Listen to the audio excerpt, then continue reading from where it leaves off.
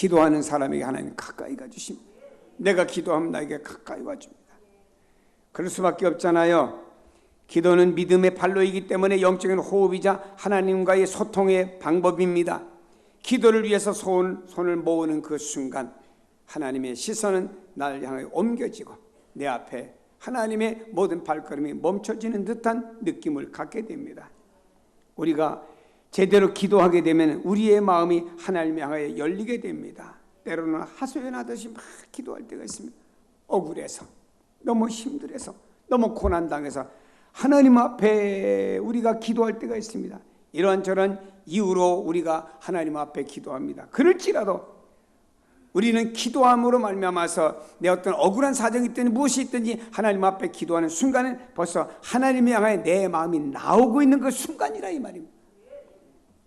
깊은 기도를 드리는 경우에 정말로 하나님과 대화하듯 하나님과의 교제가 이루어지는 때도 있습니다. 어느 순간 기도할 때 마치 하나님께서 내게 어떤 말씀을 하시듯이 내게 말씀 주시고 깨닫도록 하실 때가 있습니다. 요즘 저는 이러한 것들을 많이 느낍니다. 기도하면은 환경이 정리가 되는 것이 아니고 내가 정리가 됩니다. 그래서 어떤 환경 때문에 내가 힘이 듭니다. 하나님 환경 어려워요.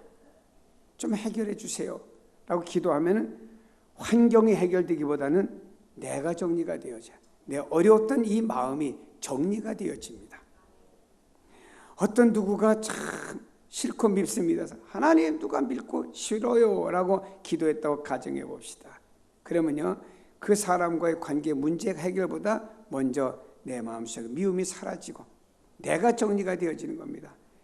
하나님 앞에 어떻게 서야 하는지, 내가 어떤 가치관과 기준을 가지고 살아가야 되는지를 하나님이 가르쳐 주십니다.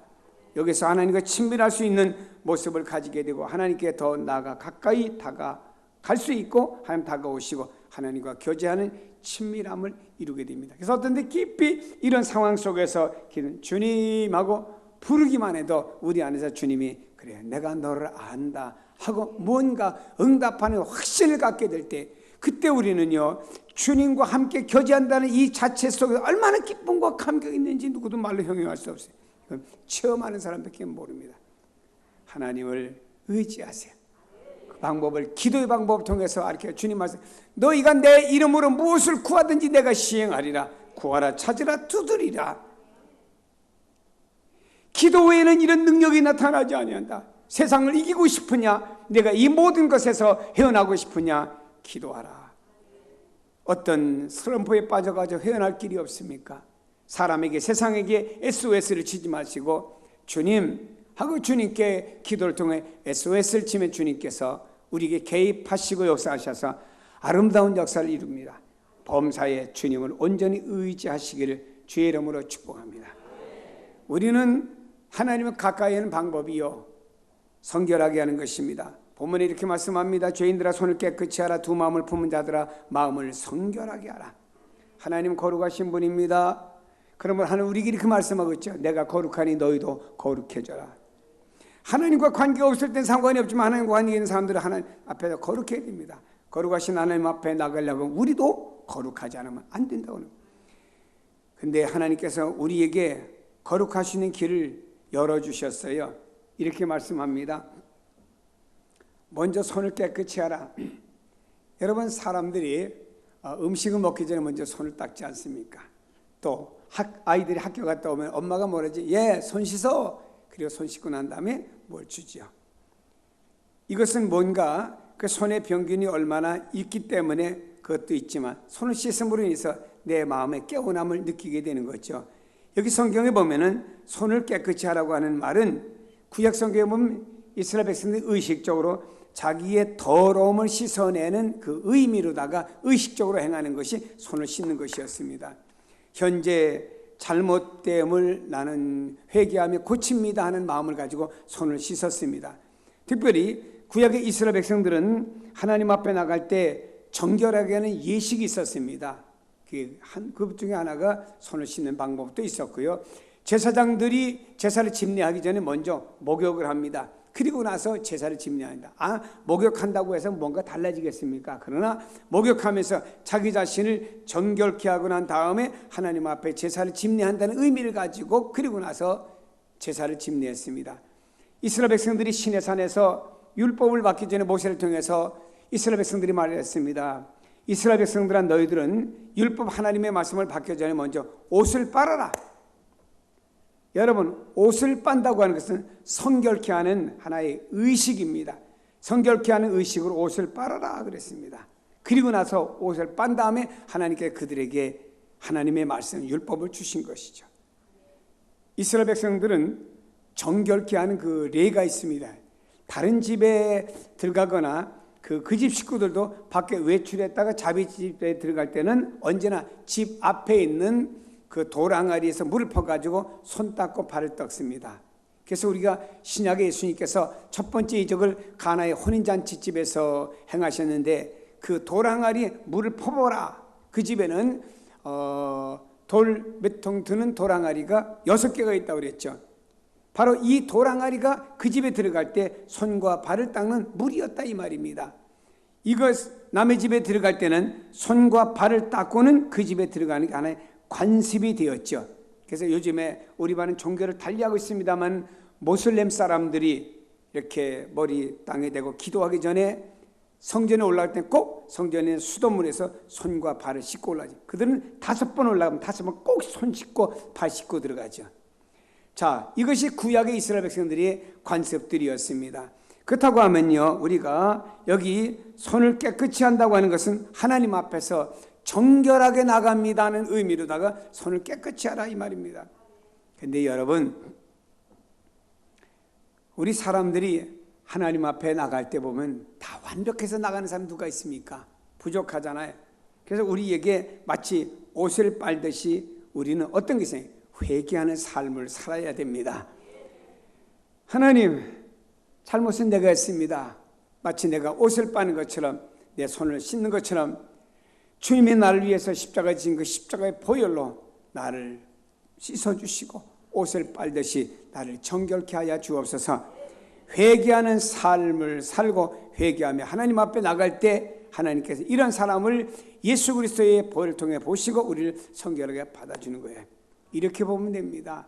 여름이 되면서 요즘 자외선이 많다고 해서 우리나라도 이제 선글라스를 많이 쓰고 다닙니다. 과거에는 선글라스만 쓰고 다니면 참 지나가는 사람은 이러면서 좀 말들을 했어요. 요즘은요, 아주 운전하거나 뭐 의뢰 밖에 나가면 자외선이 강하기 때문에 안경을 안 쓰는 것보다 쓰는 게 좋습니다라고 제 얘기가 아니고 안과가 하니까 얘기하더라고요. 그렇다면 여러분요, 우리가 이 선글라스를 쓰는데 어떤 컬러 쓰느냐에 따라서 보여지는 게 다르지 않겠습니까?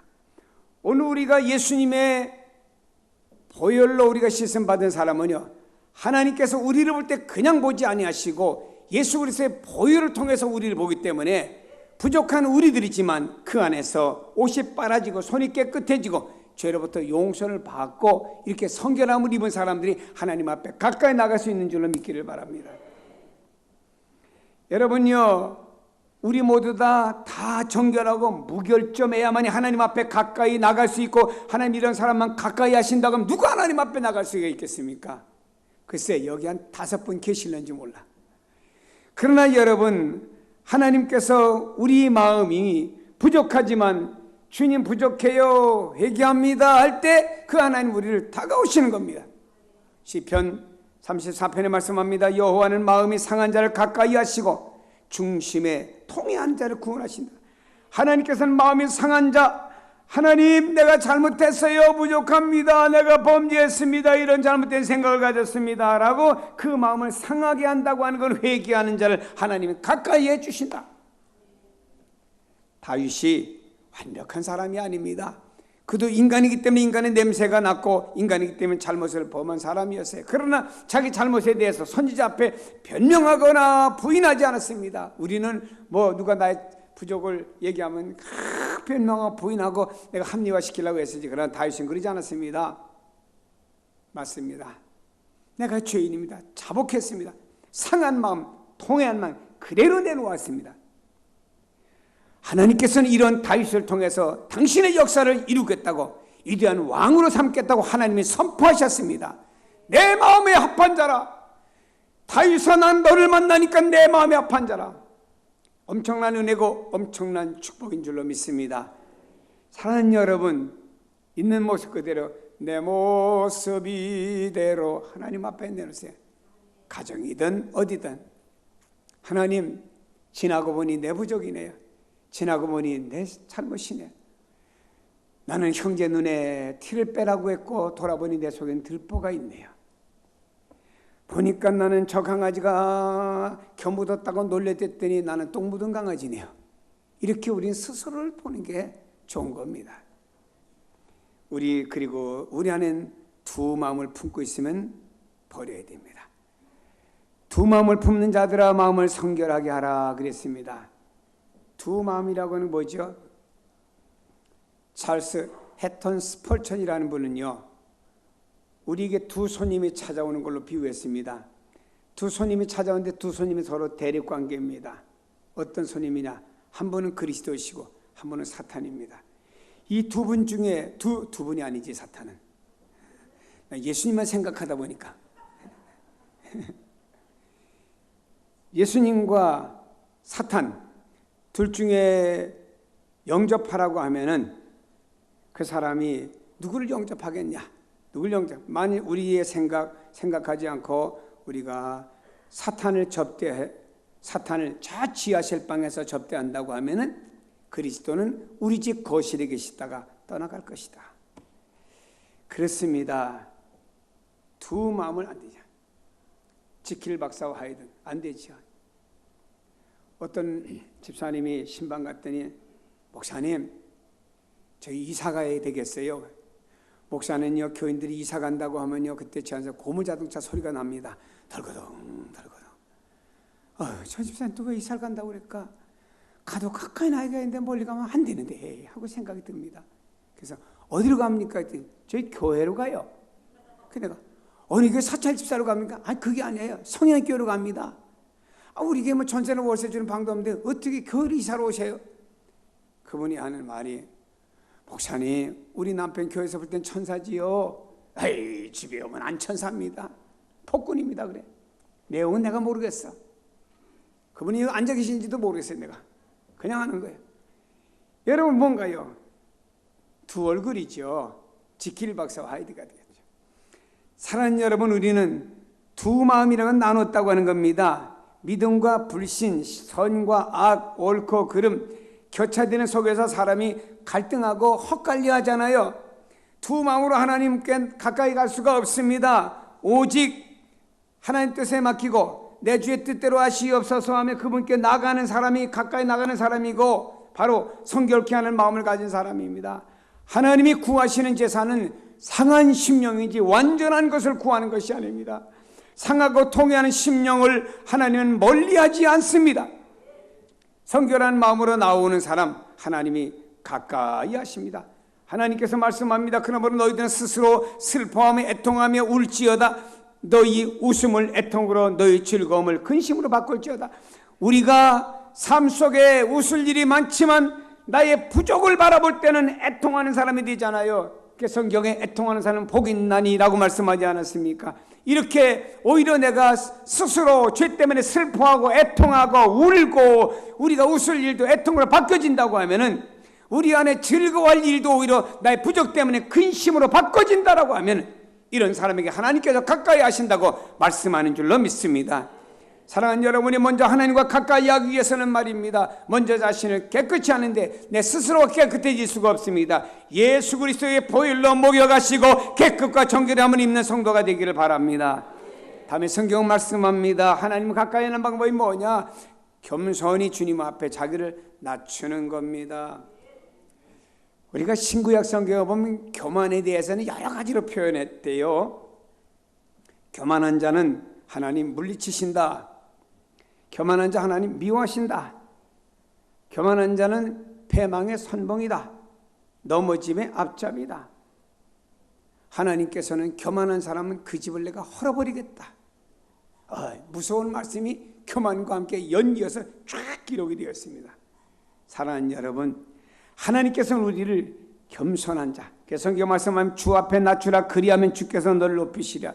주님 앞에 나를 낮추는 겁니다. 그러면 주님이 나를 높여주신다고 말씀하고 있습니다.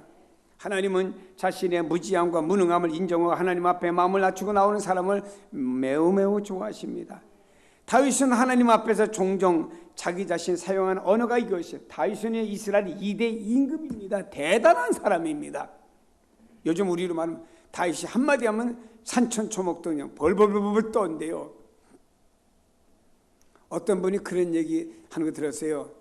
대통령께서 눈을 지그시 감고 있으면요, 그 밑에 있는 사람이 막 가슴이 서늘해지고 오금이 저려온답니다.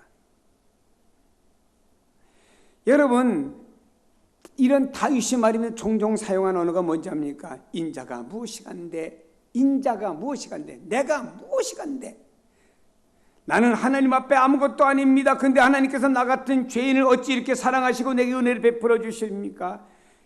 이렇게 내가 무엇이간데 라고 하면 늘 자기 자신을 낮추는 이 다윗을 하나님은 가까이 하셨고, 이런 다윗을 통해서 하나님의 거대한 뜻이 이루어지는데 쓰임받는 사람이 되었습니다. 이런 말이 있습니다.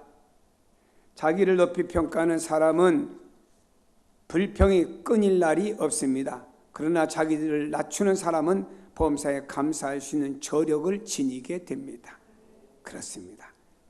자기를 높게 생각하고 스스로 높이려는 사람은 언제나 불평과 불만이 가득해집니다.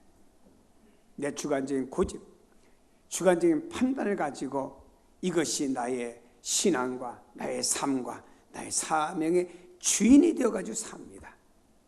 그러나 우리 하나님은요, 자기를 낮추는 사람, 늘 겸손한 사람, 이런 사람의 손을 잡아주시고 이런 사람에게 감사한 역사가 일어납니다.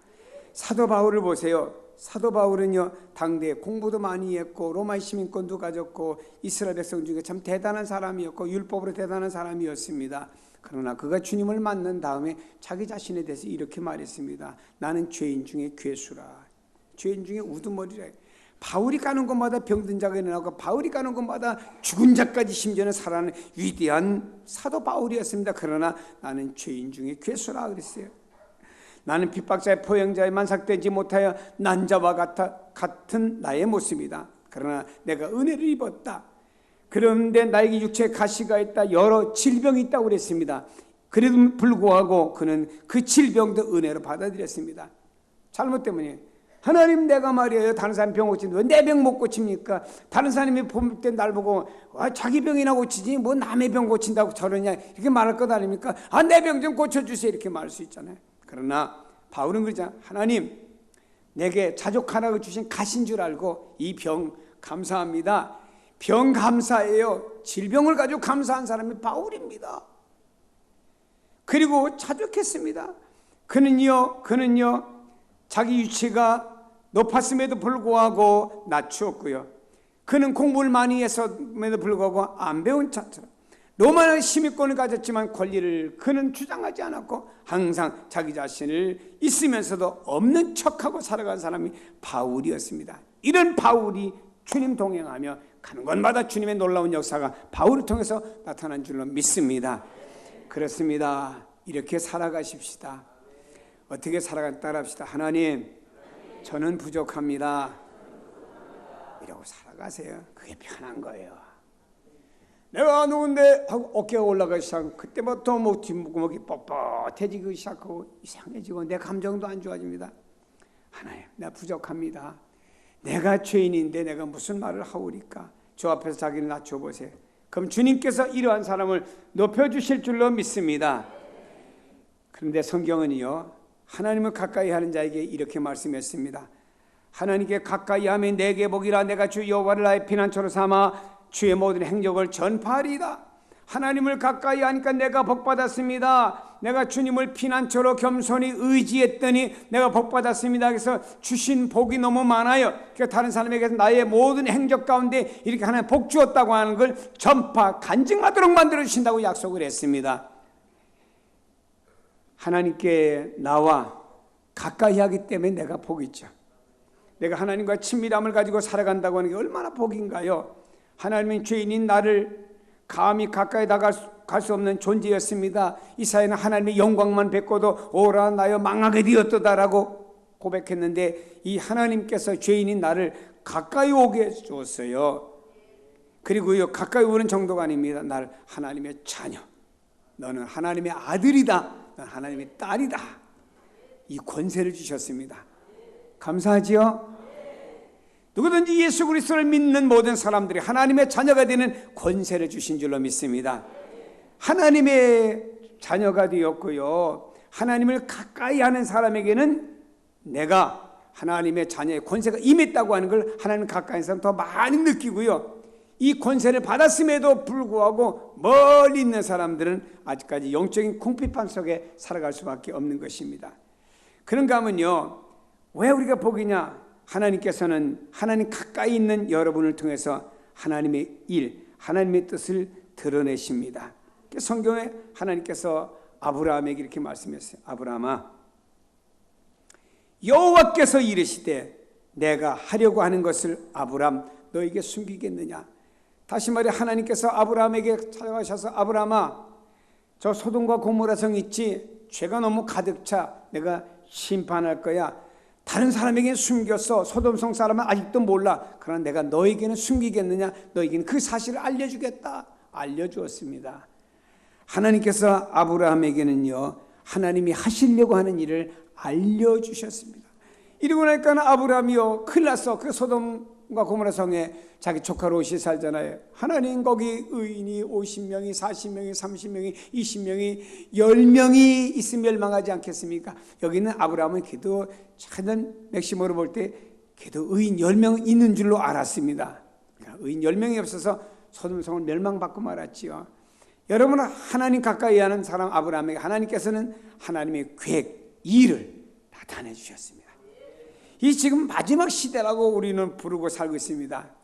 아무개야, 네가 나를 가까이 하지. 내가 이 마지막 때 종말의 소식을 내가 너한테 좀 알려주마.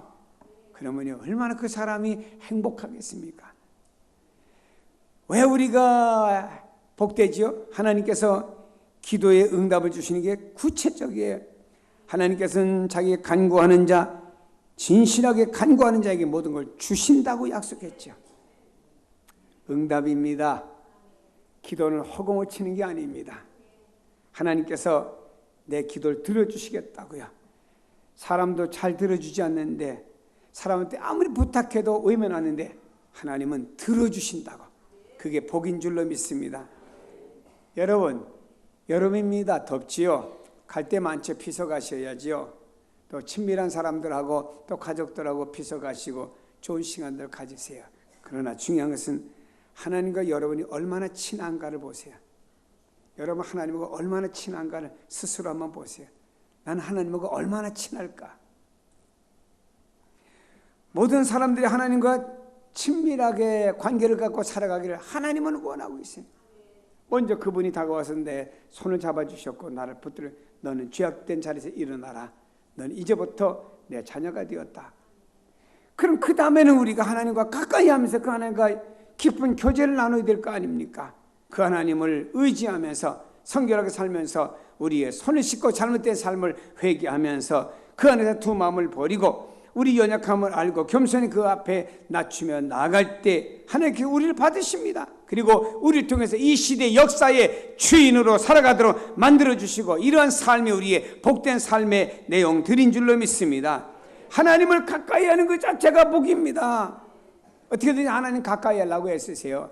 기도를 통해 가까이 하고 말씀을 통해 가까이 하고 찬송을 통해 가까이 하고 선한 일 통해 가까이 하고 선교를 통해서 가까이 하고 내일부터 또 3일 동안 수련회 하면서 집회했으니까 집회 나와서 예배 참석하면 하나님 가까이 하고 다 하나님 가까이 하는 여러분의 표현들입니다.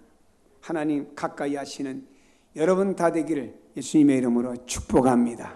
기도하십니다.